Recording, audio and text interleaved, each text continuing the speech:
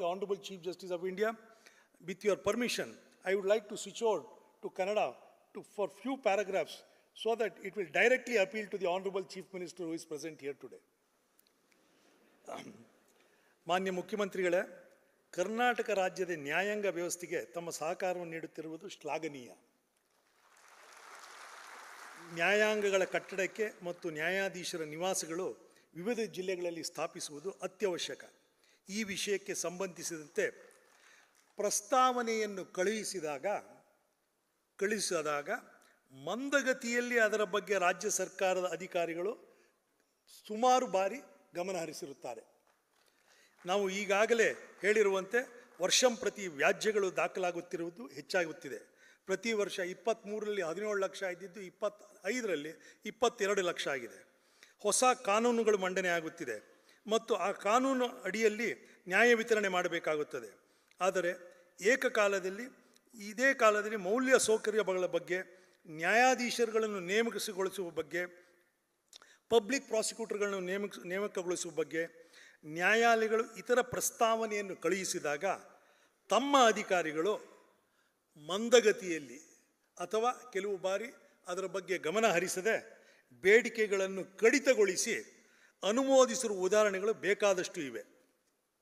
ಕಳೆದ 2 ವರ್ಷಗಳಲ್ಲಿ ಬೆಂಗಳೂರು, ಕಲಬುರಗಿ ಹಾಗೂ ಧಾರವಾಡ ಉಚ್ಚ ನ್ಯಾಯಾಲಯಗಳ 666 ಹುದ್ದೆಗಳನ್ನು ಅನುಮೋದನೆಗಾಗಿ ಕೇಳಿದ ಮೇರೆಗೆ ತಮ್ಮ ಅಧಿಕಾರಿಗಳು 238 ಹುದ್ದೆಗಳನ್ನು ಮಾತ್ರ ಅನುಮೋದಿಸಿರುತ್ತಾರೆ. ಇದೇ ರೀತಿಯಾಗಿ ಜಿಲ್ಲಾ ನ್ಯಾಯಾಲಯಗಳಿಗೆ 680 ಹುದ್ದೆಗಳ ಅವಶ್ಯಕತೆ ಪ್ರಸ್ತಾವನೆಯನ್ನು ಮಂಡಿಸಿದಾಗ ಕೇವಲ 400 ಹುದ್ದೆಗಳನ್ನು ಅನುಮೋದಿಸಿರುತ್ತಾರೆ. ಕಳೆದ 3 ವರ್ಷಗಳಲ್ಲಿ ಉಚ್ಚ ನ್ಯಾಯಾಲಯ ಮತ್ತು ಜಿಲ್ಲಾ ನ್ಯಾಯಾಲಯಗಳು ವತಿಯಿಂದ ಒಟ್ಟು ರಾಜ್ಯ ಸರ್ಕಾರಕ್ಕೆ ನಾವು ಅಂದರೆ ನ್ಯಾಯಾಂಗದ ವ್ಯವಸ್ಥೆಯ ಮುಖಾಂತರ ವಸೂಲಾತಿಯಾದ court fee, penalty, stamp duty ಬಿಟ್ಟು ಒಟ್ಟು 3 ವರ್ಷದ್ದು 23-24 376 ಕೋಟಿ, 24-25 439 ಕೋಟಿ, 25-26 470 ಕೋಟಿ. ಸಿಬ್ಬಂದಿ ವರ್ಗಕ್ಕೆ ಸಂಬಳ ಅಲ್ಲದೆ ಬೇರೆ ಖರ್ಚಿನ ವೆಚ್ಚ ಸರ್ಕಾರವು ಕೊಟ್ಟಿರುವುದು 1,03 lakh, 40 lakh, 137 lakh, 141 lakh. Chief, what I am highlighting is by way of fine, duty, penalty, what the courts have collected for the last 3 years is 376 crores, 439 crores and 470 crores. By way of other than the salary, non-expenditure, what has been given by the state government is 103 lakhs, 40 lakhs, 137 lakhs, 141 lakhs. That means it is peanuts.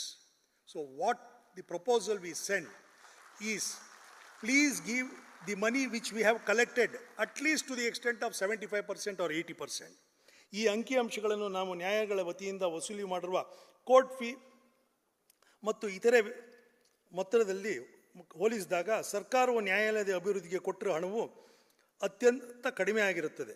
ಆದ್ದರಿಂದ ಉಚ್ಚ ನ್ಯಾಯಾಲಯದಿಂದ ಬರುವ ಪ್ರಸ್ತಾವನೆಗಳನ್ನು ಕಡಿತಗೊಳಿಸದೆ ತ್ವರಿತವಾಗಿ ಅನುಮೋದಿಸಲು ತಾವು ಖಂಡಿತವಾಗಿ ನಿರ್ದೇಶನ ಈ ಕೂಡಲೇ ಕೊಡುತ್ತೀರಾ ಎಂದು ಆಶಾಭಾವದೊಂದಿಗೆ ಇರುತ್ತೇನೆ.